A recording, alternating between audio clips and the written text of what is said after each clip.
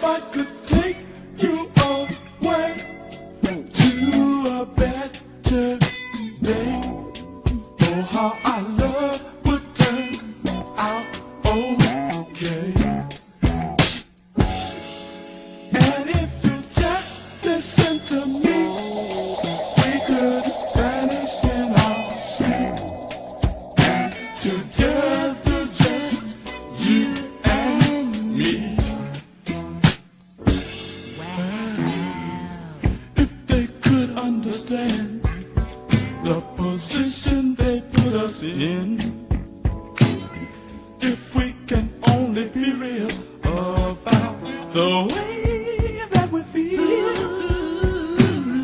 then we could fly away to another time and space.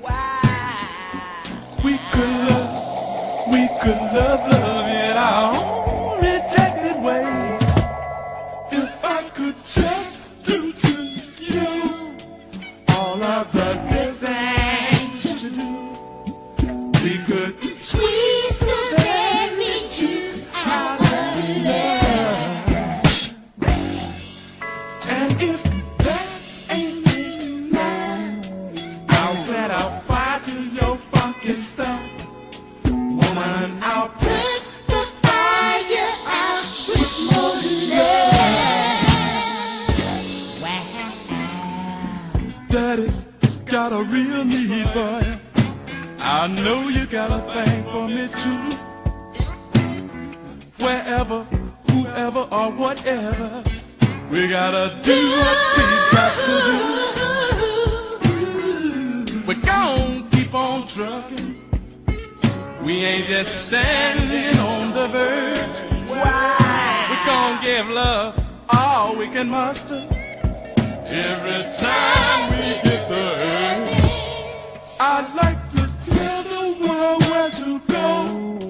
If they don't like our show, I'd like to Kiss this old world goodbye.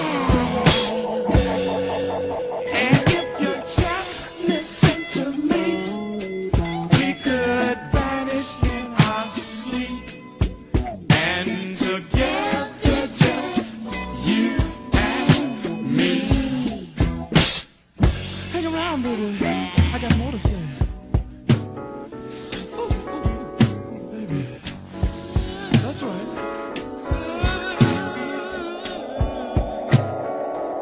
Yeah, baby.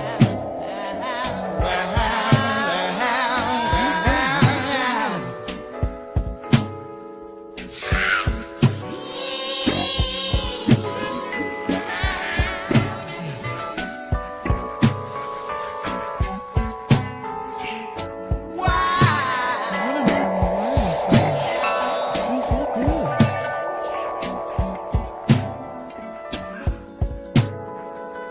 Oh, baby, you just make me feel so serious.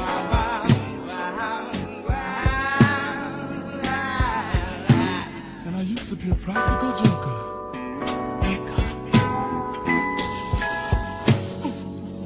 Oh, yeah, baby.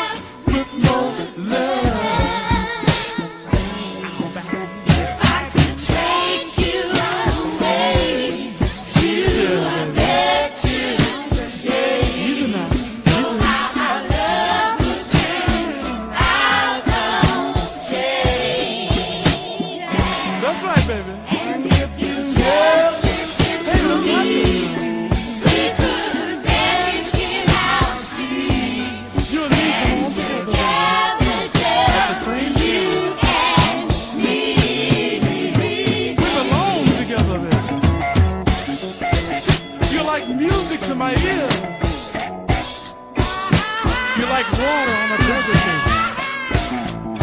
And I'm so thirsty for you. Give it here. It's mine. Give it here. Oh, baby.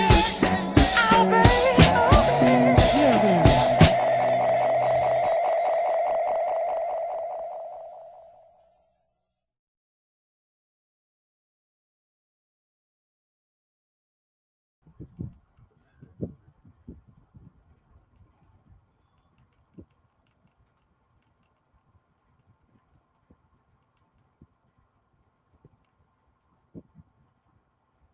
What's up? What's up? What's up? Welcome to another episode of Funk from the Front Seat right here at 9 on the Grind TV.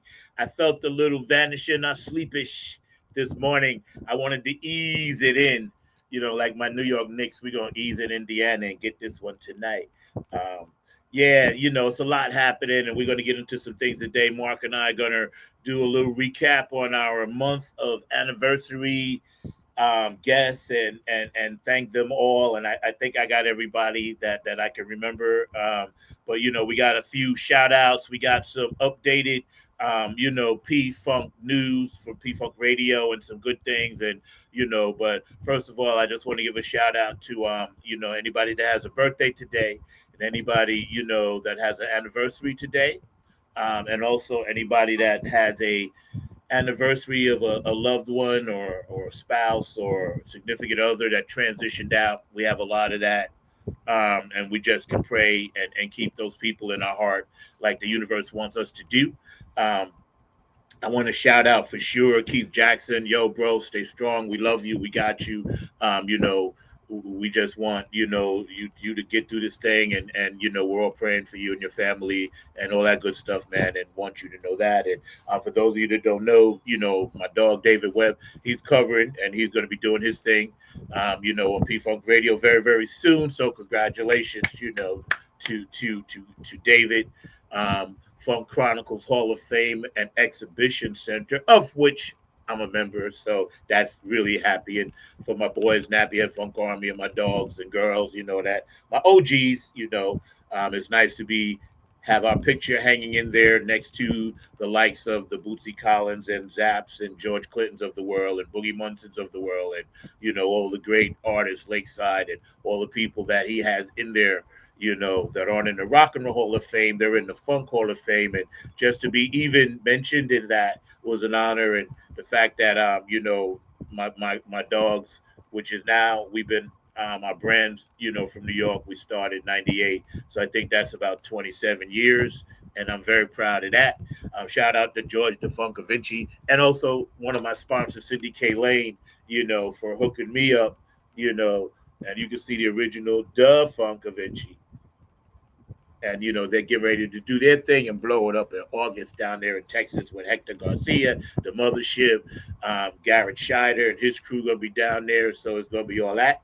And a little birdie told me that one of my funk sisters, Shirley Clinton, is doing something in DNA Funk, and her concert is going to be here in North Carolina in Greensboro, of which the captain Tony Cam. Is going to be there, debuting a lot of his original material, and I'll be a part of that as well.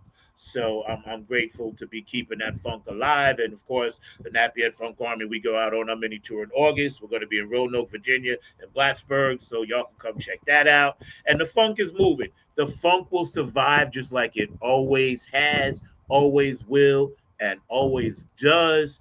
To quote the doctor, the funk will survive just like it always does. You know what I mean? Because that's what we do. Shout out to Bootsy Collins, album of the year. He's touring all over the country, amazing artist, and I know, it's amazing that music is outrageously, just over the top, through the moon, and we have one of his songs tracks queued up. We're gonna play that later, and also shout out to the Doctor, because I know y'all get ready to travel overseas. Safe travels, George.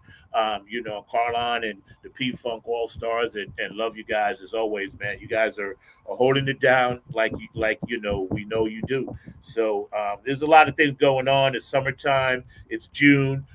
Don't forget your dad coming up next month because it's Father's Day. Dads always kind of get pushed to the back seat.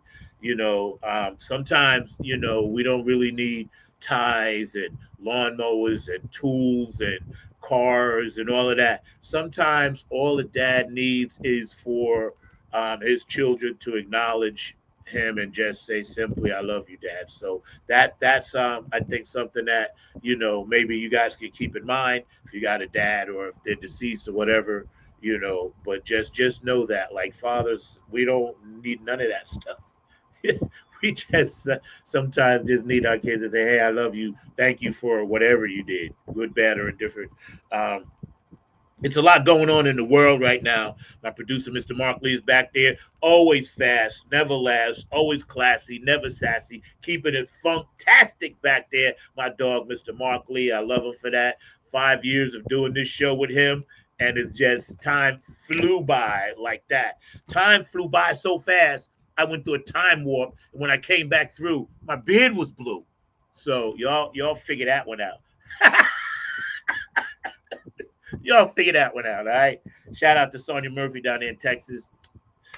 Shout out over here to all the people that need, some loving and some TLC, over there in Garner. I know who you are. And shout out to all the people that had any type of struggle or family member, because May, and we're at the end of May. So yeah, May is was like the mental health awareness month. And we're going to be doing a special show um, sometime in the future with a good friend of mine, an author, Jen Vanderputten, and she's on my show a lot. And she's going to come on, and she's been willing to share her personal story of her and her spouse and what happened. And I'm not going to give any details about it, but it's going to be a mental health moment. And I think everybody should check that out and check on each other. And here's to all the ancestors. I got my ancestors burning. And shout out also to Lisa Love out there with Victor Taylor, and she put out some new material. And also somebody that's been on the show that just dropped something, and I saw it on KTU up in New York. Trey Donia, through another funk brother of mine, Milo Z. Trey Donia has some new material out too, so you guys can go to Facebook and check all that out. All social media outlets, of course, are running all of the come ups and the people that are leveling up, and we all going to do that in 2025. No matter what happens up top in DC, we can overcome anything because we always have and we always will. The United States, which is why I did that song specifically, United We Stand, because we know what happened. We know the bad side, and it's up to us now to change that narrative and make it good. Okay, I think I got all that out the way. I have a few other things. Oh, you know what? Let me take off my glasses, Bubba, so you can see me. um, yeah. So, well, let me put these on so I can see what they ain't looking at. There we go. That's much better. Okay.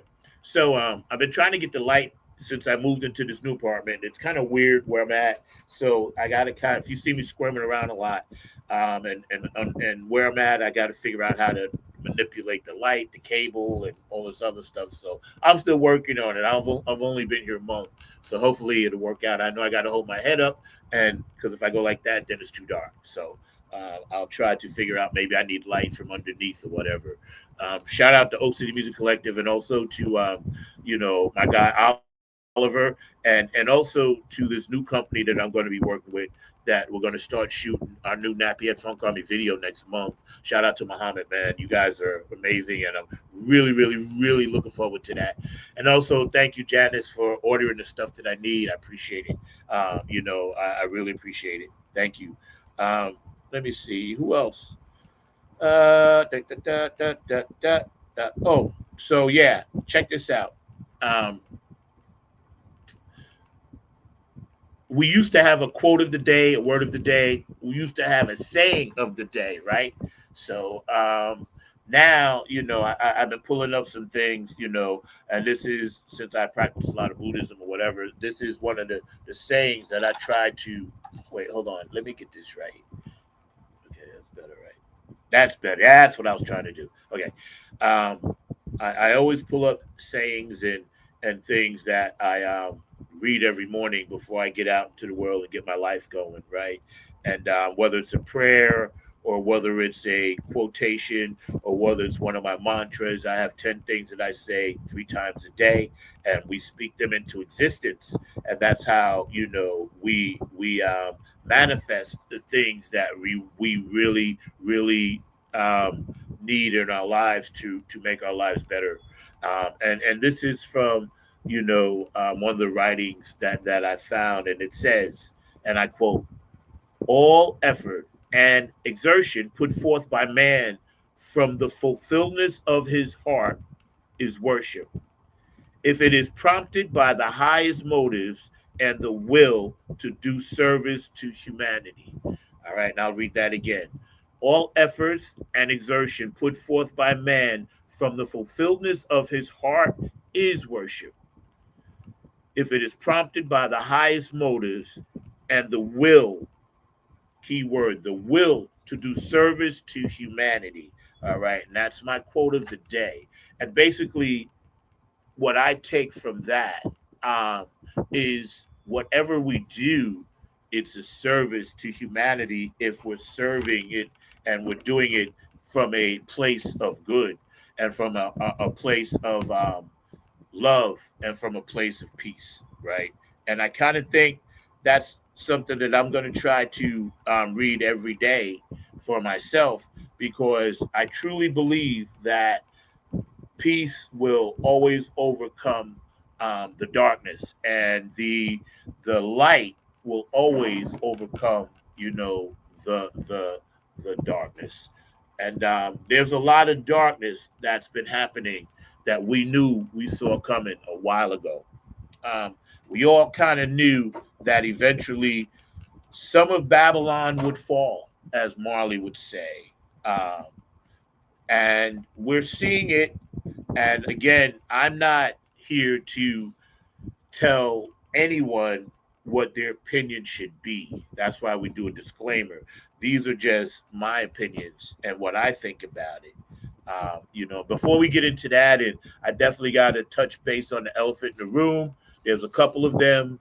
We got a political elephant in the room. We have a uh, artist, rapper kind of guy doing what he did and what he's allegedly said he did, and the people involved in that. And then you have the opinions of people that feel the negative impact from the experiences they had with it. But AI is something that has been on my mind for a while, and I'm going to hit on that really hard. And in my B block and C block, we'll talk about Diddy and the Don and Donald and all this other stuff. But before I do that, JTRP, we love you, man. Gabe Gonzalez, P Funk Radio, Robin Circle of P, Philly Phil. Get on that funk buses on P Funk Radio as well. And now David Webb, out of Dayton, Ohio. So it's nice to see the mothership and the P Funk Radio family expanding itself, because more music is just more music, is more music. So there's nothing wrong with that at all. Bootsy and Patty, of course, Club Funky Ambassador, Vice President. I hold that very sacred and dear, so thank you for that. My funk fam over there in Seattle, you know what I'm saying? Cindy K. Lane, I love you and your family, and we're going to get that music done. We got some exciting news about some guests that we're going to have coming up in June, and Cindy's a big part of that, and I'll tell you about that, in a little bit. Tony Cam and the Funk All Stars, Nappy Head Funk Army brand, Oak City Music Collective, Afterglow 92416, Q&A Entertainment, and Donna, special shout out to you. Donna Sneed, she's been going through a lot, so let's love her up on Facebook. Let's give her the hugs and the love that she needs. And Otis, hit me up. We talk all the time. Brooke Clagett, my funk angel, thank you for always tagging me here and there. I appreciate that. Joe Keys is out there with the Late Bloomer Band doing his thing. And I know he had a 15-year anniversary, I think, of his band being together. So shout out. I'm trying to get him back on the show. He was one of my very, very, very first guests. Back when COVID was happening and nobody could move around, Joe he brought his rehearsals to the show when we had first started, right? And it was really cool. Him and Michael P. They were actually playing live, and I'll always appreciate that, man. And we're gonna try to make that happen again. Patricia Diori, Aquarius Rising on Curtis Wilcox, the boss, and George DeFonco Vinci, of course. Like I told you, boom, I rock his creations all the time, and this is by way of Sydney. So thank you for that. Um, David Brooks, Dr. Brookenstein, thank you because I call you in the middle of the night to update the website, and you always hit me back. Boom, boom, you got it. So I love you, bro. And DJ Cocolino in Italy, thank you. DJ Elizabetta in Ireland, thank you. And DJ Monica in Switzerland, thank you for always taking the music that I've been blessed to create and playing it overseas where people can really feel what this funk thing is about that the Napier Funk Army is doing.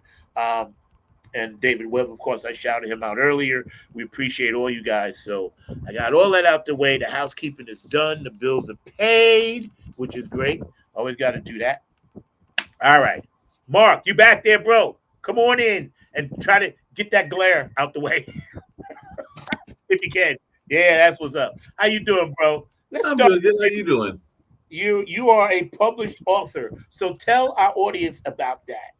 Yes, I'm a published author. Our good friend Brian Shulman reached out to me at the beginning of the year, and he's got this whole Voice Your Vibe book. And my chapter was about how there are different kinds of brothers. Your family, there's your blood family, which I got Malik and I got my mom and dad, and of course my nephews. But there's also your spirit family. So that's what I was writing about, was how a lot of times you got to that soul family. Of course, I consider you a brother that's part of that soul family, as well as other people that are part of this show regularly, like Tony Cam and David and a number of others as well, and of course Bootsy and Patty. But definitely there are those people that are part of your soul family. Is kind of what the essay that I wrote was, because it was like a collection of different folks that were showing how we got through the pandemic in those difficult times, and we did it in different ways. So Brian had these two shows, Shout Out Wednesday, Shout Out Saturdays, and What's Up Wednesdays, and everything like that. So we gathered, and we were from around the world, and we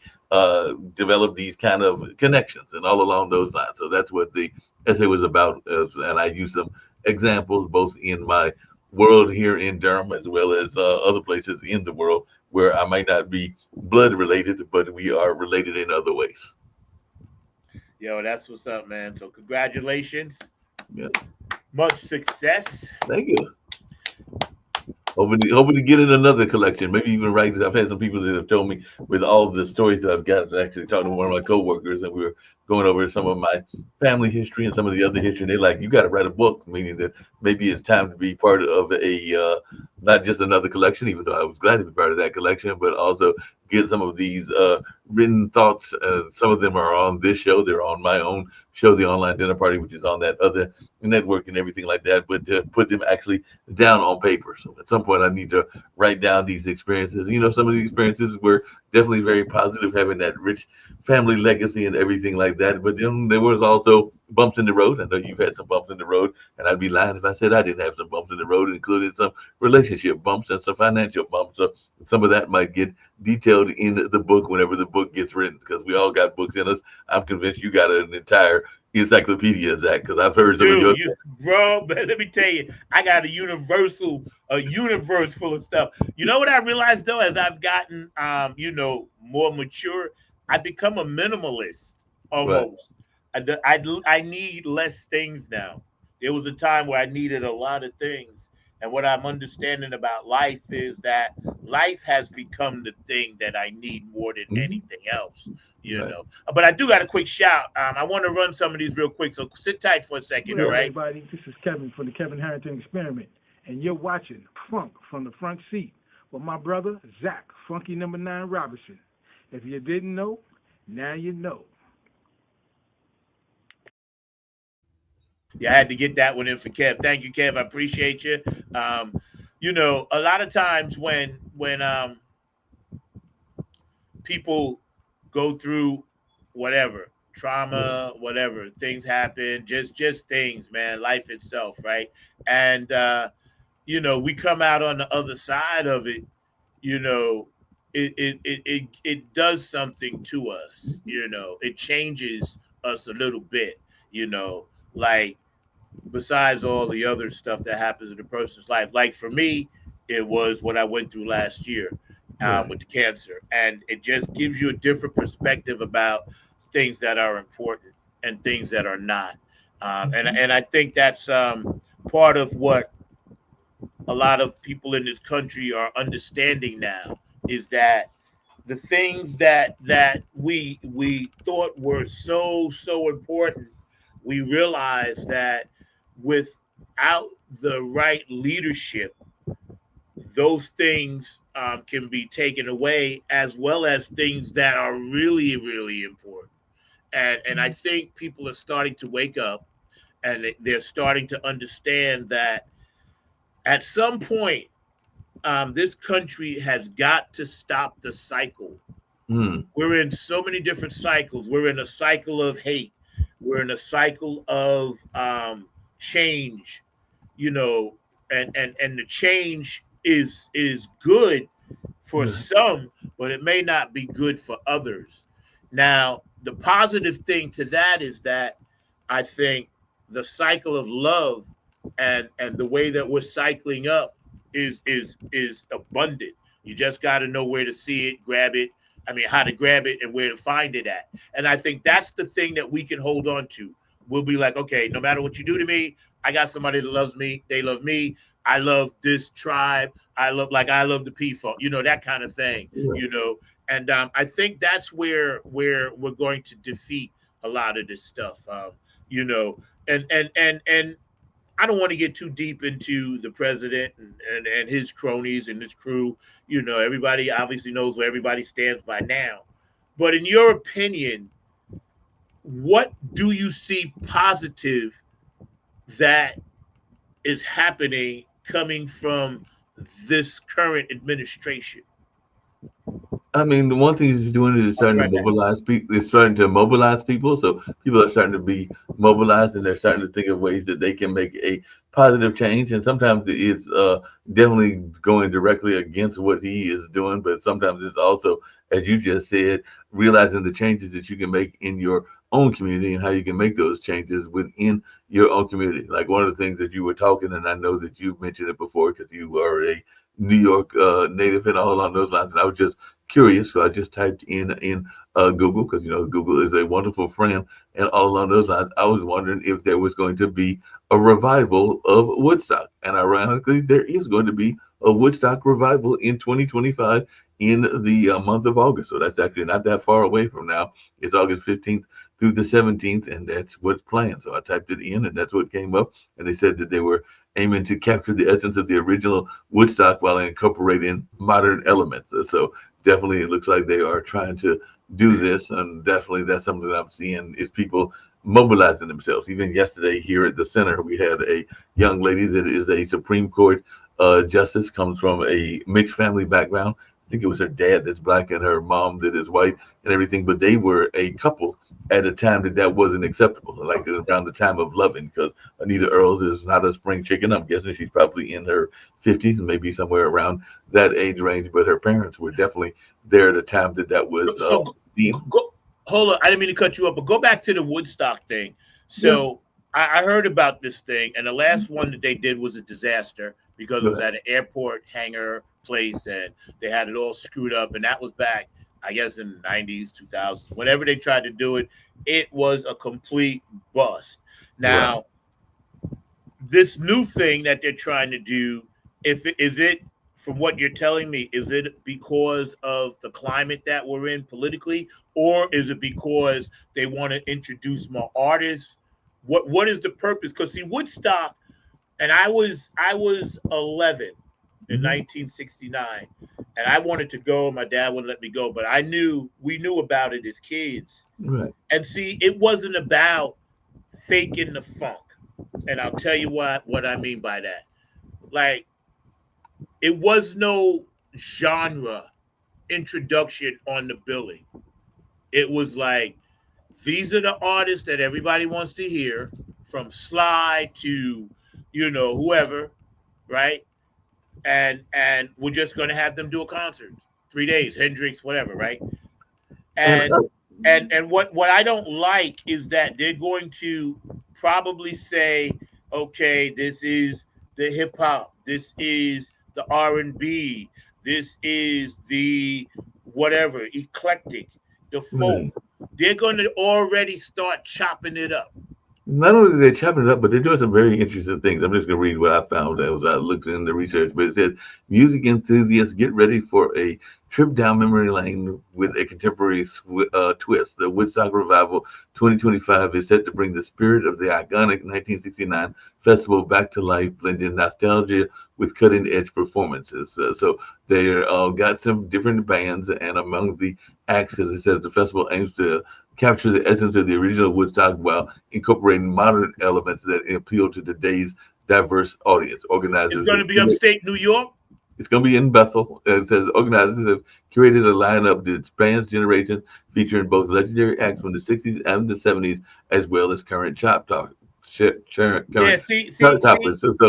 And to your point, because some of these acts I can understand, like they're going to have Paul McCartney. Paul McCartney is an icon. You were definitely involved with the Beatles and everything like that. But why are you going to have Woodstock? You're going to have Beyonce, because Beyonce's going to be there on Friday night. The Who's going to be there on Sunday night. Billie Eilish is going to be on Saturday afternoon. They are going to have Carlos Santana with a special guest, and on Sunday afternoon they're going to have Kendrick Lamar. Now, one of the things you talked about earlier was AI, and this is where I think it becomes problematic. But I'd love to know your thoughts as a musician, because they're saying they're going to have holographic performances. So cutting edge technology will bring iconic performances from the original Woodstock to life, including Jimi Hendrix and Janis Joplin. So they're going to do. Okay, yes. Time out. Okay, here's my thought, just my personal opinion, right?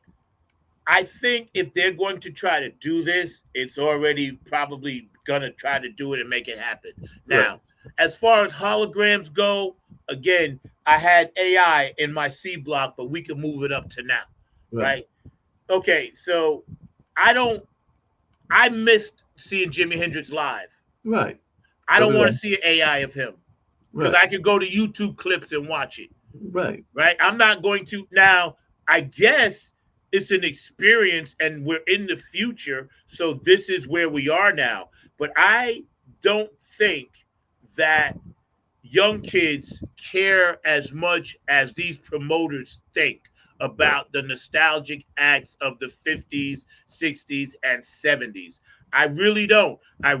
There's a handful of young hippie kids, but most of these kids nowadays and most of the young people nowadays, they have an attention span of a gerbil. So most of those songs back in those days were 8 to 10 to 12 to 15 minutes long. Imagine a young person sitting listening to Soul Sacrifice, which is like a 15-minute song, right? They don't have the attention span for it. So my thing is, I guess they're going to try to shorten everything up, give people these little clips, drips and drabs, but they'll never, ever, ever. And this is what the other one that they did in the late 90s, 2000s, they said the same thing. We're going to capture the essence of this, and we want to do that. And see, you can't capture the essence through a hologram of a Jimi Hendrix. It can't be done. The closest thing you can do is go watch Funkadelic, Mike Hampton, Blackbird McKnight. Watch the P-Funk. They're going to give you that same experience. You can't capture Jerry Garcia's Grateful Dead experience. The closest thing you can do is go watch the Funk do it, or go watch another tribute band do it. Now, I'm not saying it's cool or it ain't cool. I'm just saying I wouldn't pay to go see it, because these artists like Sly, right? How you going to capture Want to Take You Higher being played at 4:00 in the morning to wake people up at Woodstock? You can't. Not only that, but you just brought up Sly. If I remember correctly, there are, because I don't know all the names, but the names that I saw were there are some artists, including I think Joe Cocker, who was just named to the Rock and Roll Hall of Fame, and a couple of other artists that actually performed at the original Woodstock. And I don't know whether they didn't reach out to them. I don't know if they don't want to do it because it's too much of a negative memory for them and everything like that. I don't know the reasons that they're not on there, but I know that there are some living members of Woodstock. Now, given Woodstock was some almost 50 years ago and everything, but there are some folks that are still active that were young people at that time and everything. And I did not see their names on there, even though I know that they're still active, whether that's Joe Cocker, whether that's Bob Dylan, whether that's a number of other acts that were there at the original one. And I didn't see their names on the list. They're also talking about this notion, and I know it's something you sometimes talk about because it even comes to the whole notion of how serious artists are and everything. But they're talking about this notion of having a then and now set, which is going to pair a classic artist with a contemporary performer for what they're calling a unique collaboration. So I guess they're going to try to find an artist. It's like, say, somebody that's in that 20 to 30 set that will be teaming up with a well-known veteran like a Carlos Santana. I get it, man. And you know what? That's great. I'm happy for them. I wish them well. I'll support it. But I don't think it's a necessary thing. I just think it's another way to grab money from people, because they'll be selling the merch, the vintage merch. Okay, get your merch, right? And here's the thing. A lot of times with, say you have a younger artist that's into Jaco Pastorius or Return to Forever, or a lot of these artists that are into this eclectic stuff, they go back and listen to it like the Motet. I know they got their stuff from Herbie Hancock and Level 42. So for me, when I go see these artists and I see Motet, they're an amazing band, I'm like, yeah, but I heard Mark King do that. I heard Herbie Hancock do that. To give me something different. That's why independent artists, I kind of have more gravitas towards them, because I'm going to hear something different from, say, Enema Squad. I'm going to hear something different from Tony Cam or Shirley Clinton. I'm going to hear something different from the Nappy Head Funk Army. I'm going to hear something different from Dumpster Funk. I'm going to hear something different from, Dawn Silva, because, people that are putting out music still with the funk, it's different. You're putting out different stuff. I don't want to hear a cat trying to imitate Joe Cocker. There's only one. Now, Paul McCartney's going to drag his old ass out there. God bless him. He must be like a clone, the third clone of Paul McCartney, because that dude's got to be like 90, right? He's up there. Up there.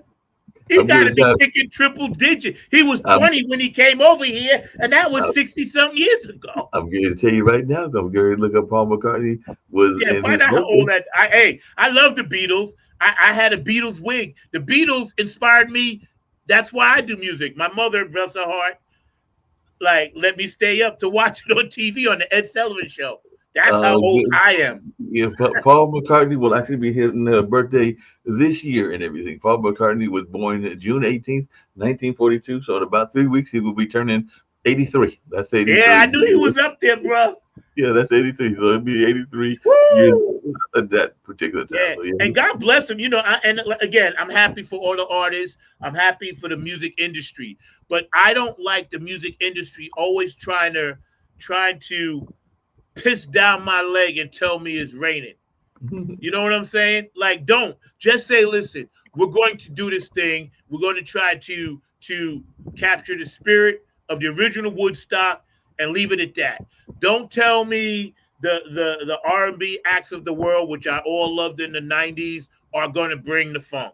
Don't do that to me, because I know better. See? And again, you can fool the young people because they don't know. But you ain't fooling somebody like me, you, and anybody that was living that stuff. That's why I tell you, I'm glad they're going to do it. I just hope it turns out better than the last time they tried to do it. The last time, everybody was high on acid, and it became the rage, and they was like slam dancing, and they were in the mosh pit, and people got hurt, and one girl died, young ladies were getting raped. So I'm hoping it ain't like that. I much more prefer something that a friend of mine went on the Soul Cruise, and they was like, yeah, man, they had Cameo, they had Evelyn Champagne, they had that. Little smaller things. This whole big notion of it's got to be grandiose to make sense is crazy. Now, here's one thing I got to tell you. When I was talking to Otis, right, he pulled up the Gaga thing. Right? Lady Gaga. Yo, dude, did you see that? I didn't see it. It was a free thing she did somewhere in Brazil or something. It was 200. It was like, I don't know, 500,000, 250,000 people there. Wow. Yo, I did did you no, pull no, it? I did no, I did see a clip where she apparently somebody the clip I saw was she was going I think away from her performance. Somebody accosted her basically and told her that she was going to hell. She then turned around, kissed the person, and said, "Well, you coming with me?" Yeah, I don't know about all that, but all I do know is this. See, now that's all that Illuminati stuff. I stay away from that. But it's there. Trust me, and we're gonna get to that in a minute. But yeah, I saw a clip, and she did this freak thing. Now she get ready to go on a world tour, but I think she just was testing it out there. But it was on the beach, bro, and I'm telling you, it was like if you any beach how they have the blocks in between. It was about like at least 10 blocks of You, you, people. hey, you Yeah. brought up you brought up an interesting question, and I don't know the answer. Maybe you know the answer because I know that there has been Tom Joyner and the old school cruises. I know that one of my coworkers is now actually working on a cruise line. He's actually in charge of entertainment. This is the gentleman that used to do the tech work here and all along those lines. But I know that there are cruises for blues, and I know that there are cruises for R&B. Is there a funk cruise? And if there isn't a funk cruise, can we get Bootsy or George Clinton to do a funk cruise? Because I'm thinking that would be a great thing for the folks. The closest thing they had is when Sinbad was doing it. Gotcha. Remember the thing, Sinbad? He had Yeah. Cameo, he had P-Funk, Lakeside, the Ohio Players, the Gap Band. He had all the bands that was into that funk / R&B kind of thing from back in the day. And Right. and he used to do Sinbad's Summer Jam or whatever. And Right. he took him to Jamaica or someplace like that. Remember that? I do remember that. Now he asked for support, and he was doing that out of his pocket for at Right. least 2 to 3 years, bro. Right. And he couldn't get no sponsorship, bro. They had to stop doing it. And I know this for a fact because this is when I was dating Sheila, and she had went there, Amuka Kelly now, and she was telling me, like, like that's what happened. And I was like, damn, you would think some of these black, promoters and athletes would want to promote that, but they don't. They don't promote us, bro. They just hate the fact that I guess we're still alive. I don't know what it is. It's a deep-seated hatred for the funk that it's not a hate where it's blatantly in your face, but it's like backdoor. If there's a door open for the funk to get through, somebody's going to try to close that shit on you. Wow. That's why the meeting that you invited me to, and I met all those people from the Carolina Theater and the other enthusiastic people that want to do this down here and help me get into the schools to teach this stuff and start the funk school. I am so excited about that. That's one of the greatest things that has happened to me since I've been living in North Carolina, because I really, really, really want to do that. And I have the artists to do it, and I have the knowledge to do it. So I really want to share that. But yeah, let's get into this AI, because I'm so sick of this thing. Like, you can't, well, I used to watch YouTube for a lot of information from people that I know. And I used to watch YouTube for a lot of commercial value that I wanted to see what people were buying, what the trends were, etc. And with AI just taking everything and twisting it, now when you see an interview, you have to really, really be careful because you don't know if it's AI or not. Yeah, there's a lot of deep fakes. There's a lot of deep fakes out there. There are a lot of things that are put out there as if they are real and everything like that, but they are probably AI or AI generated and everything like that. One of the things that has always scared me, and part of it's because one of my other jobs is the education field, is this notion that ChatGPT might be letting our students write their papers and everything. Now, I've had some people tell me that schools, whether it's high school or grade school, and definitely the colleges, are trying to stay alert of that and trying to stay aware of that and basically give the kid a non-passing grade if that is what they're doing, because they're supposed to be doing original thinking. But I'm thinking to myself, if the students are as good as I think they are, they probably can get away with it without the professors knowing it and everything like that, because it is a very scary thing. I've had even friends of mine that have told me that they have written entire scripts based on the AI, and it might be something that they had. I think one friend told me that they were supposed to do a speech. And I forget what the nature of the speech was, but oh no, it was a candidate. They were supposed to do a speech in front of the Asian community locally and everything. And they felt their speech that they wrote was lacking pizzazz, so they had AI kind of like add a Al Pacino kind of like style to it, and it apparently was a rousing speech. It got all kinds of applause and got all kinds of positivity in terms of reviews, but it was totally made up by the AI. So that person thought they were getting an original speech, but it was maybe some original thought, but the brunt of the speech was AI generated, to your point. So a lot of people could be coming up with all kinds of crazy things. Yeah, because sometimes I want to watch interviews and Mhm. I'm listening to AI, or I'm listening to it because I know it's AI, Right. right? And then all of a sudden, I'll be like, they'll be like, okay, for instance, P Funk, they'll say Glenn Gowan or Galena Gagoins. They be Mhm. screwing up names. So if you're gonna use AI, get the names right. They Right. be mixing up Eddie Hazel and Mike Hampton all the time. That be pissing me off because these people deserve better. You know what I'm Oh saying? yeah. So I am a big proponent that we need to really, really knuckle down on what is real and what really isn't. And I just wanted to run this really fast. Yeah. Our last day of Mental Health Awareness Month, suicide hotline 988.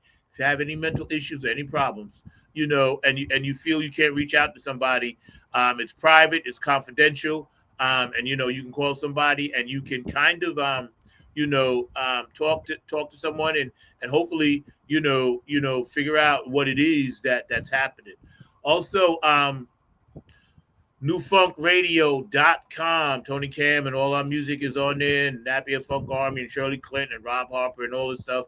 And that's on, and we've been kind of pushing that a little bit more this summer because we're trying to get more of those tours out, Right. so we can kind of do our own thing, and like I said, also it is Mental Health Awareness Month and Military Appreciation Month. So I have that down on the banner, and I'll leave that for a hot second, man. Um, Hey, Zach, just really quickly along those same lines, and hopefully people can remember 988, which is the number to call if they're having their own mental crisis and everything. But I was just wondering because I was watching, like I said, I got home late last night, knew I had to be up early this morning to go hang out with the bird watchers and all along those lines. But that being said, and that was a very much a mental health kind of practice because it was me doing that whole nature thing that I love and everything like that. But when I was up late last night, I watched Gunsmoke, and it was about this woman who was coming to Gunsmoke. yeah, she was coming to town and everything, and her parents were basically killed by these folks that were basically kind of like serial killers and all along those lines. But it was a older woman and her four sons and everything like that. So they were basically terrorizing people that would be coming through the plains and all of those lines. So they killed this young lady's parents, and then they killed her adopted parents later because they wanted to get the woman to kind of like join their band of thieves and everything like that. But the thing that they mentioned, because I saw this article that mentioned it, was that in 1962 they did touch on psychological abuse and everything, because she was definitely being psychologically abused by this family and everything. But they did not touch necessarily on the physical abuse, because we do know physical abuse happens as well. But apparently that was not something that the networks felt was comfortable touching in the early 60s, late 50s, and everything. So they try to stay away from that, even though you got the impression that she had probably been molested and everything, but they didn't like come out and say it in that way. But I'm just wondering, do you sometimes think that we did better in terms of covering mental abuse, or maybe we did a job of ignoring it in the like the early days of television and radio, because it was out there even back then and everything? Because even some of the reviews of this particular episode was talking about the notion of this character being psychologically abused, and we know that abuse can come in all styles: psychological, emotional, physical, and all kinds of styles that mental abuse can come in. Yeah, I mean, you're right. I mean, a lot of times when things happen and they're behind closed doors, you really don't know everything. Right. So, but having said that, however you look at it is just wrong. Right. So, you know, um, Yeah, it's nowadays there are a lot more programs and a lot more eyes on everything. Just like the Me Too movement, when I don't know why that had to take so long to come about, but it did. So I guess we're plotting along, but we're definitely being set back because this dude is trying to pull every possible support system and net that catches people, and he's trying to pull all that away. So when you fall, you're just going to hit the ground.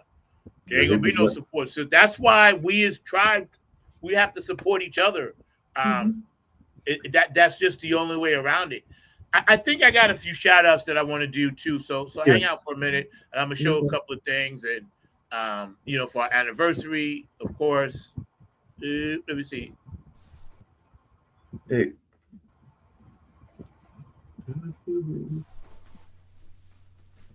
Dr. Brookenstein here, saying congratulations to Zach Robinson on 5 years of Funk from the Front Seat on 9 to Grind TV.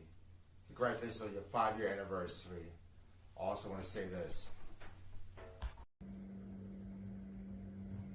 Funk from the Front Seat, where you can watch and listen to the latest current events and also the coolest funk cats on the face of the planet. Funk from the Front Seat with Zach Robertson.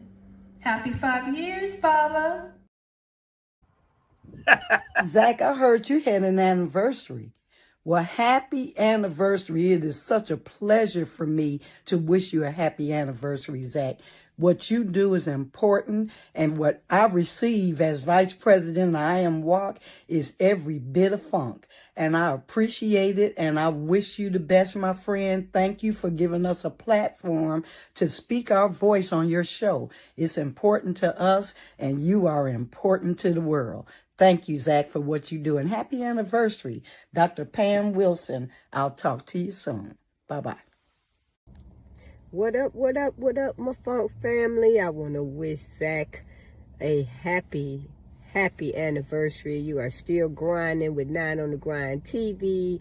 You got Mark in the back running the audio, video. I appreciate you guys. I want to make sure I wish you every happy anniversary every year. Cheryl from the Global Dance Ambassador with the funk, wishing you nothing but the funk. Happy anniversary, my friend.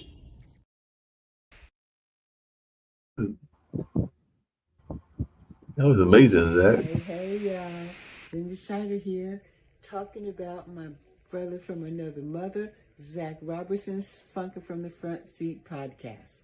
It's Saturday afternoons, 12 o'clock Eastern, 9 o'clock on the West Coast, and 10 and 11 in between. We talk about, I'm on there sometime, we talk about politics, music, of course, what's going on in the world, and whatever kind of floats our boat that day. So y'all check it out. Like I said, Funkin' from the Front Seat, Zach Robertson's podcast, Saturday afternoons, 12 o'clock Eastern, 9 o'clock West. Peace. It's Peppermint Patty. Hello to everyone, all of our Club Funketeers all around the world. I want to say this to you. You're watching FFTFS on 9 on the Grind TV every Saturday, 12 p.m. Eastern to 9 a.m. Pacific. Oh my goodness, what a wonderful show it is. And it's with our Club Funketeer, who? Zach. On the 9. Zach is the vice president of the Club Funketeers. So we lift him up every day and we thank him for keeping the funk alive. All right, go ahead. Let's do it, number 9. Peppermint Patty. What's up, Royal Funk fans? This is Lisa Love, a.k.a. Alpha Unk Omega, coming to you from Love's Temple here in Southern California, inviting you to 9 on the Grind, Funk from the Front Seat with Zach Robinson. This is what I want you to do for me. Tune in every Saturday at 12 p.m. Eastern Standard Time, 9 a.m. Pacific Standard Time. Come join the meeting of minds. I guarantee soul's growth and high vibrations, not to mention the love. Keep it funky, y'all. Hey, this is Jen Vanderputten, writer of Code and Prose. You are watching Funk from the Front Seat with Zach Roberson. Tune in every Saturday at noon for excellent and important conversation. Hey, this is Keith Jackson with P-Funk Radio, inviting you to check out my brother Zach Robinson with Funk from the Front Seat. Saturdays, 12 noon on the East Coast and 9 a.m. on the West Coast. It all happens on 9 on the Grind TV and also on YouTube. Great guest, great conversation each and every Saturday. That's Funk from the Front Seat with Zach Robinson on 9 on the Grind TV and YouTube. Check him out. This is Joe Keys of Joe Keys and the Late Bloomer Band. Just did a show with my man Zach. Number 9. That's right. Number 9's got it going on. Check out Funk from the Front Seat. Zach Robinson. Serious good vibrations, y'all. What we need. Peace. Hey, this is Keith Jackson with P-Funk. Hey fam, what's goody good? What's really good? My name is Jeff Roberson from the gospel group called Jeff Roberson and New Life. And I'm coming to you from the town that we had to name it twice. It's so nice. New York, New York. And I'm bringing you some news about my brother from another mother, Brother Zach, who's bringing you his hot new show called Funk from the Front Seat. Listen, he's bringing you funk from the vault, from the past, from the present, and into the future. He's got that music that makes the hair on the back of your neck rise up. He's bringing you funk all the way down to your toes. This is that funk that makes you really want to groove. Stay tuned. Don't touch that dial as he brings you funk from the front seat. Listen, let's go. Every time I see that, yo, Jeff, that's my dog, man. That's my brother. Yeah, man. I appreciate it. And everybody that has helped make this show 5 years. It started with myself and Mark, and all the people that I shout out all the time, and you guys have been amazing. And it's nice when I go back and I look and I think about, some of the things that we've done to help people and the connections that we've connected people with, Mark, connecting people like Kevin with George DeFuncovinci and connecting people, that we never thought would be connected. So I really, really appreciate the fact that you're there behind the glass week in, week out, holding it down, and it means something, man. So, I really appreciate you, man. Nothing but love for you, man. Okay, here we go. P. Diddy, here we are. Your thoughts? Well, like I said, one of the things you talk about P. Diddy, apparently P. Diddy, one of his main places he was hanging out at was none other than Trump Tower. So I'm wondering, how much did Trump know about all these activities that P. Diddy was supposedly doing? Because like a lot of these other folks, I do think P. Diddy was having these kind of wild parties and everything. There's even some thought and there's even some notion that even if he gets convicted, that Diddy might be the next one pardoned by Trump. He's already pardoned one of the rappers and everything. I know. Yo, that's scary, bro. But see, here's the thing, though. I don't know which rapper he pardoned. I don't know nothing about that because I don't get into his politics at all. I don't even follow that. I ask you for my news. Gotcha. When I'm working, I ask people, hey, what's going on in the world? Because I'm in my own bubble, bro. I'm safer mentally when I stay in my own bubble. I can't be worried about everything else. I got 3 things to worry about. My daughters, my son is great in Atlanta, Napier and Funk Army, and this right here, and then that's that. I ain't thinking about nothing else, man. Because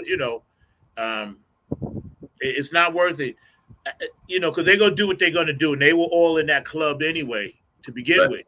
So Epstein and all of them, and the molesters, and I saw this thing about Oprah the other night, and I was like, man, I get it, I understand, but I don't really get it. Hold on one second. I want to see something. Yep. Right? I don't really get it because, I mean, the world or the matrix that we live in, the amount of darkness that's out there, the energy vampires. Did you see this thing now that's popping up on YouTube now? Everybody's seeing werewolves. Well, that's because of that movie. There's a very popular movie that's out there. What It's a vampire movie? It's a I don't vampire. go to the movies. What It's movie? a vampire movie that's out there called Sinners, and a lot of people are very much But interested in werewolves? Yeah, I know that. But people are sick. There's a dude on there. He talked for an hour and a half about how him and his friends experienced a werewolf. Now, I'm not saying it doesn't exist. I just find it odd that it's coming out. Like I said, I know that Sinners, yeah, because I know it definitely deals with vampires. If I remember correctly, I think the movie also deals with werewolves as well. So it's definitely got that. Probably. But you know what's funny?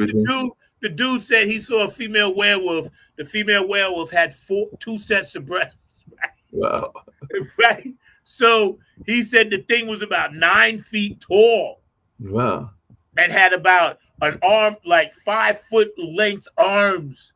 You know, he said if the thing was standing flat foot, it could reach up and dunk a basketball. You know, and that's 10 feet off the ground. I'm like, yo, so why are we seeing?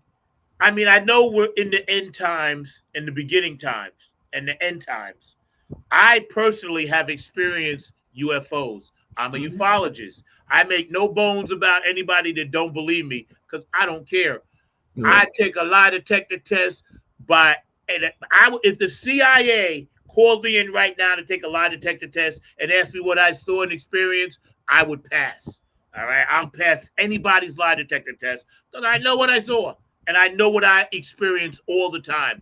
Right. I'm blessed to see orbs. I got visions. I got clairvoyancy, whatever. Right. So werewolves are not out of the realm or the scope of our dimensional reality / non-reality. It could be, right? Could be. I mean, a lot of these things that the people dismiss could be real, whether it's werewolves, whether it's the Loch Ness Monster, whether it's a number of things that are out there that have been part of legends and everything like that. I mean, definitely some of it is, we were talking about AI earlier, AI created, but some of it could be reality. We don't know everything that's out there. And, some people could be, I've heard people say that they've got different kinds of backgrounds. I mean, and then you got people that like to dress up as different animals. I mean, the furries is a real thing. It wasn't just a TV episode in I think that was a police show that I saw it at, but there are people that literally like to dress up as animals. And they're literally folks that will dress up as cats and dogs and whatever else they like to do. So the furries is a real thing. And I'm not like you, I'm not dismissing this notion that the werewolves could be out there, vampires could be out there, and a number of other these things that are part of folklore could be actually based on reality. And by the way, I know there's energy vampires for sure. I've been around them. I've had some try to suck me dry. Right. I know for sure they're energy vampires. Yeah. Because see, once you're in the light, you disturb those dark spirits. Right.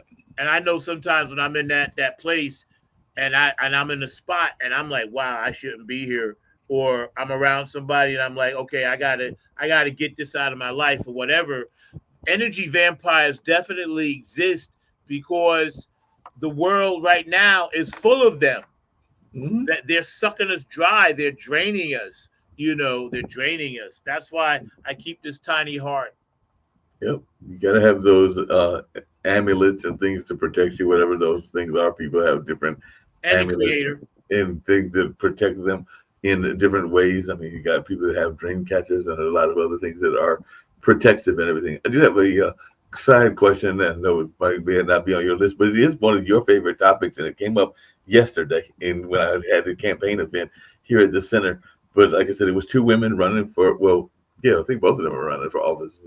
One just won, and the other one is running now, and everything running for re-election, and the other one has already won in a closely contested race. But both of them were talking about that they certain party mess with the wrong women now, and that they were about to unleash the fury of women power. And I know that you're a big advocate of women power. So basically, they were saying, "Hey, y'all mess with the wrong ones right now." Basically, saying well, women are the strongest species on the planet, the female, right? Because they make life, right? So, and also too, I think women are more practical when it comes to the tribe. Right. They worry about the whole. Not all, but I would say 99%. Now you do have some ladies out there and they do what they do and they down with who they down with, whatever. And that's okay. The people have their own lives to live. I know this though. I know I've seen far too many glitches in life lately that have me second guessing what I'm actually seeing. Oh yeah. Because the other night, the matter of fact, yesterday I was driving and it was pouring rain. Then I went a block over and then it wasn't raining. And there's a video about a weatherman that saw the government seeding clouds in California, right? Yeah. And see if you can find it. And then the guy says, "See what happened to this dude after he said this? He disappeared." No. So just like the guy that was one of Puffy's bodyguards, he disappeared, or his uncle or somebody. All of these people, when you get too far inside that Illuminati bullshit thing, you disappear, or you get killed, or like Prince and James Brown, and what's the girl that died? Whitney, and then her daughter, and then the other girl that died recently, Missy, no, not Missy Elliott, the other one, Angie Stone. But it's not just one party, as I've said on this show and I've said on other shows. Let's not forget that it was under the Clinton administration that Ron Brown mysteriously was gone and killed and everything, and people to this day have not been able to explain how that bullet came in the way and the trajectory that it came in. And You're right. You're right. It is both things, and of course, a lot of people say some artists fake their death. Like they got now the lady Elvis Presley's maid finally came out because she's on her deathbed. You saw that? I did hear that. I didn't hear the whole article, but she said that he wasn't as nice as people thought he was, and that he had some darkness to him as well. But she definitely was revealing a lot of stuff as she's on her own deathbed. Because she said he didn't die the way that they said with the pills. Right. And then there was another lady that came out that worked for him for a while and said, he was living in the attic for a while, or the basement for a while after his death. Right. I mean, how often do we hear that? I mean, if you go to just about any newspaper, in particular those tabloids, and you'll hear that Michael Jackson is still walking around, Prince is still walking around, Princess Diana is still walking around, and everything like that. And I'm not saying that is the fact, but there are probably some people that might have, if they are gone, they might have left later than they were reported to have left and everything. Because I mean, you still got people that are asking about Princess Diana and other folks like that as to whether they actually passed at the time they did. And then you got people like what's the famous gangster, Frank Lucas, and everything, that people to this day are not sure that he was rumored to have died years ago, but so you still got family members of his that are like, no, he's still around. He might just be in a different island or a different country or whatever. So there's a lot of things that goes on in that. Well, because he was from here, right? The Frank Lucas story. But they said he died, and then now he ain't dead. There've been some people that are family members that have claimed that he did not die when they said he died and everything like that. But he died. Well, I've heard some family members say that he's still living, but like I said, that was years ago. So that they may have acknowledged his death finally, but there's no death record, so who knows and everything. Well, rest assured, God forbid something happens to me, listen carefully. I'm being cremated, so there ain't gonna be no another me walking around. And if you see somebody like me walking around and it's me, they cloned me or some shit, because I am being cremated, so I can avoid all of that. Not that anybody would care, but I don't want to freak people out. You're not trying to do the cryogenics? Nah, man, I can't wait to get off this planet, bro. But you don't want to do the deep freeze? That's what cryogenics is. Because here's my theory, just for me. Right. Between the Matrix, the Earth being in a dome, the Earth being flat, the interdimensional beings that travel in and out. There's so many things that I just want to get to metaphysically that I can't do in this physical body, but I can do in the spiritual world. Right. So now I watched this doc the other day, right? This is really deep. And the dude was explaining why we're in a dome. We're in a dome. We're not on the Earth. There's a dome above us. Yeah, we're in some kind of, there's like, in other words, everything we see with the rockets always going on the arc and this and that, he said we're in a dome. It's a simulation, you know, and it has a lot to do with our how we see our mental, well, not mental, but our spiritual self, you know. And he said Earth is really a prison for beings that have to come through time and time again. And I don't know where people stand on this. Some things I take and I research it, and some things I'm like, nah, that can't be right.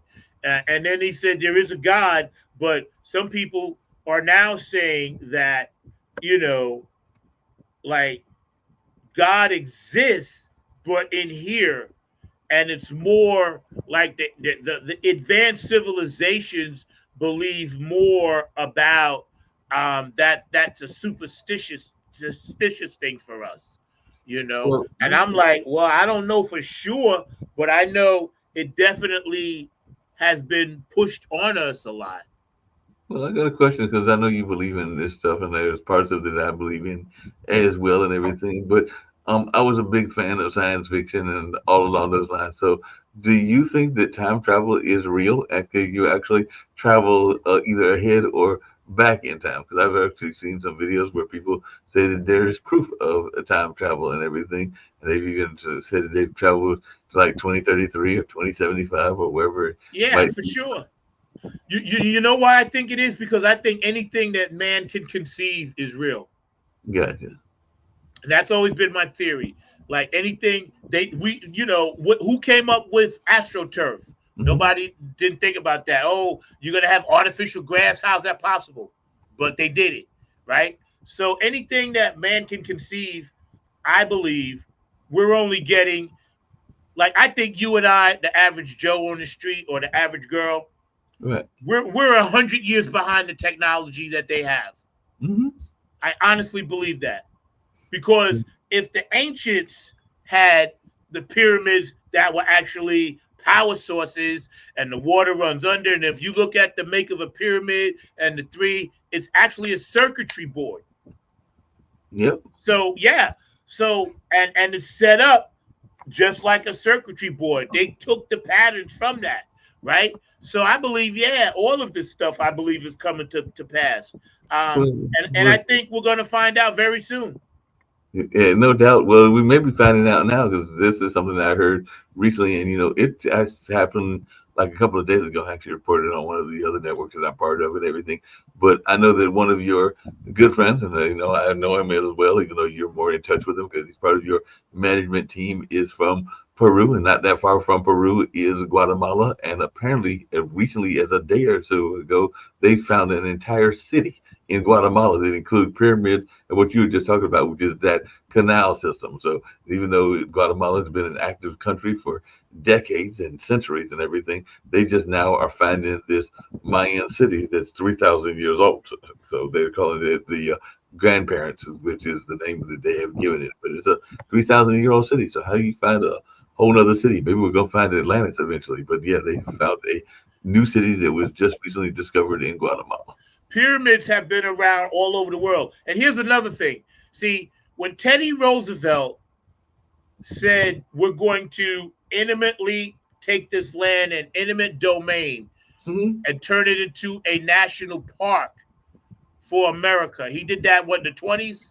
Right. I think it was 20s. Right. There were things there then that they found that they didn't want people to know about. And the rumors are that's why he did it. The rumors are also when Admiral Byrd supposedly went to the North Pole on a weather expedition, there were UFOs there, and they found tunnels there. Now they're finding all of this stuff underneath the ice in Antarctica. Pyramids, giant spaceships, mummified bodies. And this is why Russia and the United States always fought over the Antarctic. Because they wanted that technology. Bro, it's on the scale, we're still catching up. We're like tadpoles compared to what our ancients had. No, and I'm sorry, I got distracted, and part of it was I was laughing at something that I told you, that woman that was the one that won, not the one that was here running, but the other one. She won in a very close race, and it was a contested race. But she said that one of the votes that was challenged was literally somebody that was stationed in Antarctica. So she literally had to go make sure that that vote was a legitimate vote and everything. And she's like, if we could do that, we could do anything with technology. Where, North Carolina? Yeah, it was a North Carolina race. Because we played President's Day for that lady. Huh? Downtown, we played for that lady. Right, I remember that. Yeah, and she's a nice lady. I met her for the first time, but Allison's a real nice lady. She was talking about how one of the votes that they were trying to challenge was somebody that was stationed at like one of the scientific labs there in the Antarctica and everything. So she's going like, if they could have challenged the Antarctica, they might challenge just about anything. So we really got to keep our defenses up. All I know is this: whatever the future holds, I'm excited about it. Because like I said, metaphysically, I've done all I can do in this Earth suit. You know, I've had 10 surgeries, may have to have number 11, you know, and all of the tension and stress goes away when your spirit leaves this Earth suit. That's all I can tell you. I know that. So if we are test tubes right now, if I'm in a simulation and I'm really sitting in some test tube with just a pair of eyes, I just want to get out and just go, you know, because I'm all about space, man. I'm serious. I want to get off this planet so bad, you know, because it's boring here.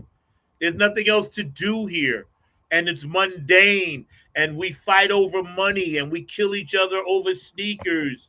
You know, It's just bad here, man. It's like we got to figure out mentally how to get past all that. And I think the only way to do it is to elevate ourselves spiritually. That's why I keep my crystals with me all the time. I'm constantly praying all the time. I'm constantly trying to, here's another one of my crystals too. I'm constantly trying to put out positive energy for all the negative energy that I put out and the bad things that I did. I'm trying to offset that with the good things that I can. You gotta offset, that's for sure. Yeah. And you know, my nephew Brian, who's a minister, said, you know, what you did in the past doesn't make you that man now. And you know, I've always admired that he said that to me because he knows my whole story. And I'm an open book. I ain't hiding nothing. So, you know, I'm really happy. Yo, we got about 5 minutes, bro. It's been a great show. It's been a great show. I did have a question just really quickly. Sure. One, I love what Brian said and everything because I definitely believe that the powers above, meaning that, you know, whether God is a man or a woman, that they are looking at the whole book. That's just my philosophy. I'm not saying that everybody listens to this show, which you've done a great job of producing, and I find this an amazing show with great guests. You do an amazing show with Funk from the Front Seat and all on those lines and everything like that. But it is always giving some great insights on both the music and the politics and the culture and everything like that. So you talked about what I do, but you do some amazing things as well, and whether it's your music or whether it's this show or a number of other things. So I've got nothing but love for you, like I said earlier and everything. But I do believe that the overall picture is that they look at the entirety of your life. They don't look at because we all have done good and bad, whether it's in relationships, whether it's in family, whether it's whatever. So I think that the powers that be in Heaven's Gates look at your whole life journey and everything when they make those judgments. And like I said, I guess we'll all find out at some point, but I'm not trying to rush that date. But when it comes, and everything like that, because that's just the nature of living and everything. My dad actually said something funny because he just had cataract surgery, and he said that he knows his warranty is running out because we all have a warranty, and the human warranty is not a never ending warranty, because he's like, basically we all have that warranty. It's going to expire at some point or another. And like me, right? You remember the movie Life with Eddie Murphy and Martin Lawrence?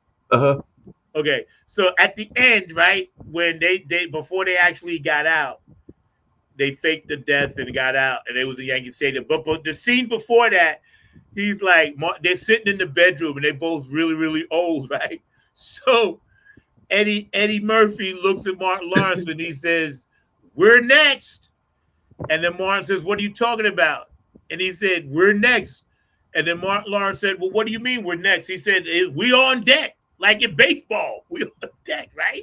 And then Martin Lawrence said, "What do you mean on deck?" And then Eddie Murphy, that only he could do, and hopefully you can find this clip and pull it up. He said, "The upper room." He started saying, he said, "We headed to the upper room." And man, the way he said it was so funny, because in that movie, in the script, they was right. But when Martin Lawrence said, "What do you mean on deck?" And then Eddie Murphy said, "We're headed to the upper room." And I just think that clip is hilariously funny. I love that movie anyway. The movie is hilariously funny. But I got a video that I want to show while you're looking for that. And I can find it, man. And we're going to get out of here. You found it? I found it. Okay, run that real quick if you can. I just think our audience needs to laugh and see this. And you guys will go back and watch this. We'll run it tonight and then run it again at 12. Yeah, we'll do it the old. You know, it's definitely, we're gonna do it the old-fashioned way, just because it's quicker for me. Yeah, that's fine. This is just a quick clip. This ain't nothing we got to worry about. Yeah, but he said the upper room. Hold on, don't go anywhere. There we go. Preview. All right, I got it there.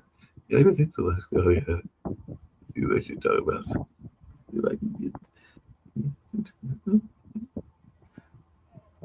All right. Hold on 1 second. This is great. Yeah, then I'm going to hit the old play button. Well, it might help if I actually hit the first. We all got it. All right. And then let's get ready to hit play. There we go. We all got old. We all got old. Getting out took on a whole new meaning. Look like Jonesy got his walking paper. We next. I mean, let's be real. We next. We on either. You know what that is? The upper room, the motherfucker be talking about? Upper room. Yeah, that's right there. Yeah. We next.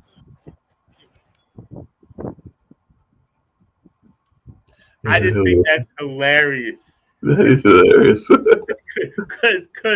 Because those two brothers in that movie, the chemistry was so righteous. I could watch that movie over and over and over again, man, because there's just so many funny lines in there, you know. And I'm glad, like, you know, Eddie Murphy, whether he was in stuff or not, or people like him or not, I just think that I'm glad he's still around doing what he does, because he is one of the funniest people ever, you know, besides the greats, you know, the Richard Pryors and the George Carlins and the Lenny Bruces. And now Dave Chappelle, to me, got the mantle.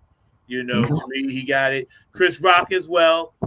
You know, there are a lot of great, you know, female comedians, and I just don't remember their names, but, you know. Yeah, I want Mom Mabley was one of them, and you forgot. Oh, yeah, Moms for sure. Moms for sure, man.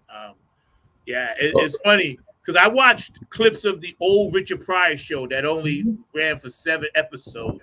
And there was a lot of people on there, you know, that I thought was cool. But I want to see what this is, because I lost track of what this is. Oh, my dear. Boots are blasting up in your ear. I'm your #1 funketeer, giving you the album of the year. Hot diggity dog. Hang on like quick straw. Yeah, get down to the raw. Hot diggity dog.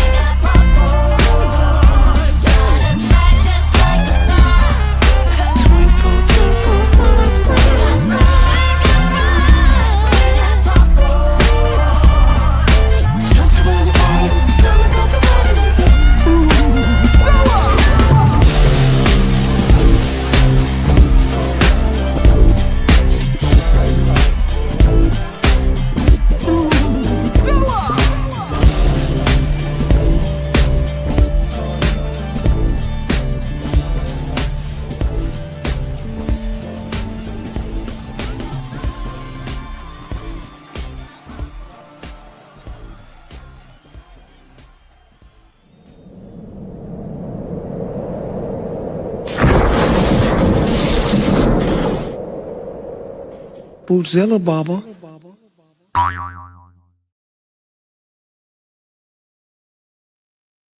Who? Album of the year. Y'all check that out. It's out all over the place. Boosie's touring around and, going to different spots and, supporting, the funk and keeping the funk alive. So, that's what we do here. Keep the funk alive. It's been an amazing anniversary month. No better way than to end the show than to say thank you, Mark, from the bottom of my heart. We'll be back in June, and I'll tell you some of the guests we're going to have in June. We're going to have, my dog Tracy, Spacey T. Singleton from Fishbone is coming in. I'm going to have Cindy K. Lane, and she's bringing some surprise guests, so I'm not going to tell you who they are. So you'll have to wait and see. And I'm going to have Linda Scheider. She's coming in. And she's gonna hit heavy with the political thing. So I'm gonna have her in the month of June as well, and then also a few other people that are surprise guests that I'm not going to tip my hat on. You'll just have to wait and see. We'll have some more Nappy Head Funk Army members as well. So we're going to really do it through the summer, and then July. We're going to take probably a 2-week vacation. When did we take our vacation last year, Mark? In July? Was it July? It was July. I think it was July. Yeah, I think it was right around July 4th. So, yeah, we'll do the month of June live. And then July, the first week or two in July, Mark and I are going to take a much-needed vacation because we work very, very hard. And, we have, lives and families and, things to do as well. Mark, any last words or thoughts that you want to hit the people on or tell people about? Or we're going to have the incumbent mayor from Durham. She's going to come on too. So and I got a few other people from the Arts Council, so we're going to forget her. But are there any thoughts or any last words or anything you want to say about this show in reference to our anniversary? No, you have great guests, amazing guests, and I'm looking forward to seeing the new guests. When you did those commercials, I was going like, hey, it's about time for Joe Keys to pop back on in the not too distant future, because I know we have good times when he pops in, just like we do when we have some of the other folks that are regulars and all along those lines. So definitely some great conversations, both from our guests as well as the two of us and all along those lines. So definitely looking forward to that and all in that space. And of course, like we've been saying, these are some interesting times, but we're just trying to keep people informed, but also let them know that the funk can get us through any of these hard times that we're going through, and just music in general, because I'm a big believer that the music is a healing force and is a much needed healing force. And all along those lines, just like laughter is, because you were mentioning comedians earlier, and I was thinking about a couple of comedians that came to my mind, and I know we've talked about them before, but I'm a big fan, and I've watched some recent clips of Lily Tomlin, who had that big chair that she would be rocking back and forth in, Carol Burnett, and then a comedian that I literally forgot about, but for some reason her name popped into my head, but I think she might have been in Your Negative Woods as well. But I remember the antics of Phyllis Diller. So I was actually thinking about the great comedy of Phyllis Diller and everything like that. So for some reason, that's something else between music and laughter that can get us through these troubled times. Who did you say passed away when I was talking to you before the show? Yes.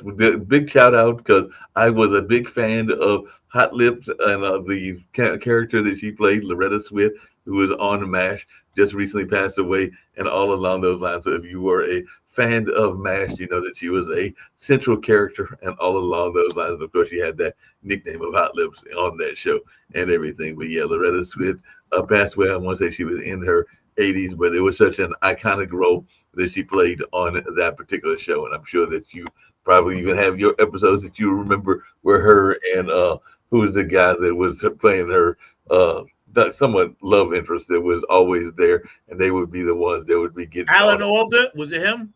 No, it wasn't Al. It was the nemesis of Alan Alda. No, the Major, the other guy. Major. Yeah. Right. The Hot Lips and the Major were always getting in trouble together and everything. Yeah. That was a great show, MASH. I mean, it really was. Really was. So anyway, thank you guys. It's been an incredible month. I want to thank all the guests that took time to come on, Ken Knox and Milo Z and Shindig and Kevin Harrington and Eric J and, all the people that sent us videos and shout outs. And I love all you guys, man. You guys were amazing.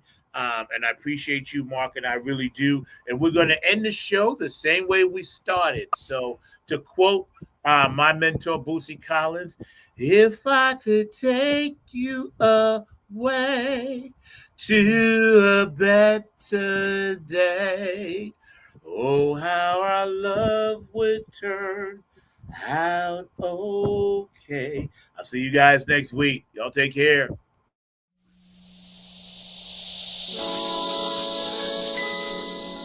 If I could take you away to a better day, oh, how our love would turn out okay. And if you just listen to me, we could vanish in our sleep, and together just you and me.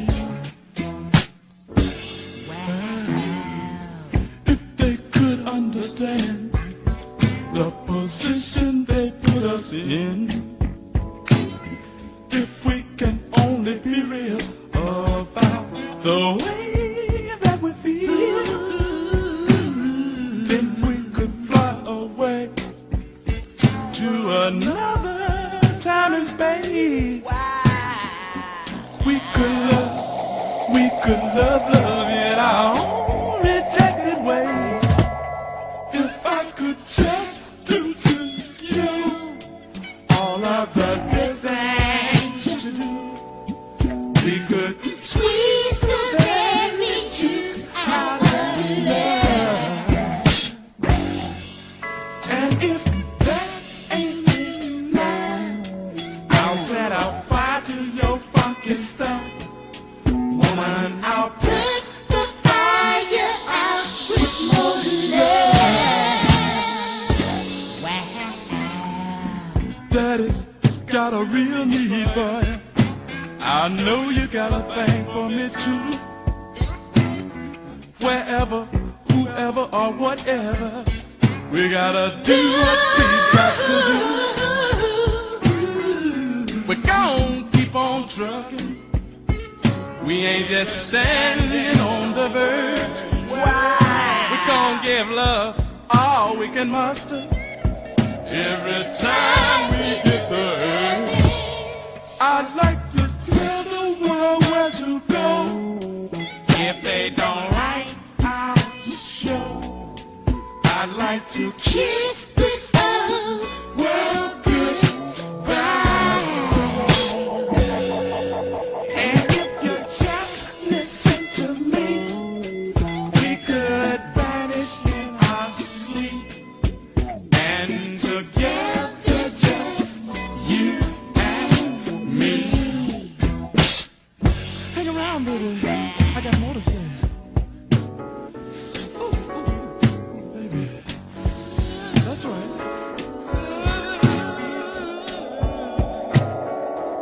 Yeah, baby.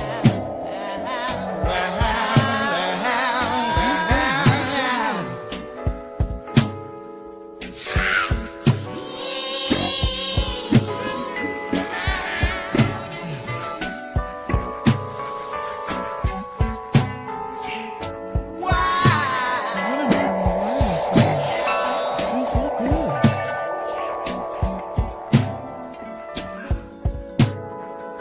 Oh, baby, you just make me feel so serious.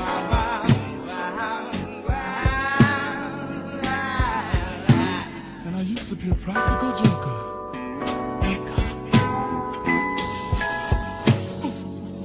Oh, yeah, baby.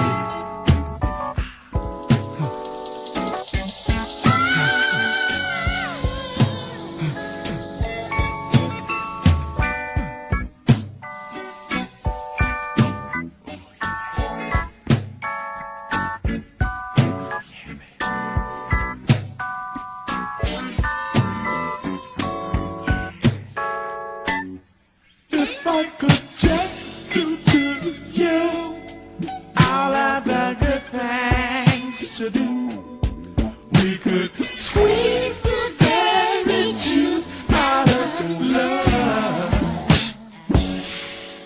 And if that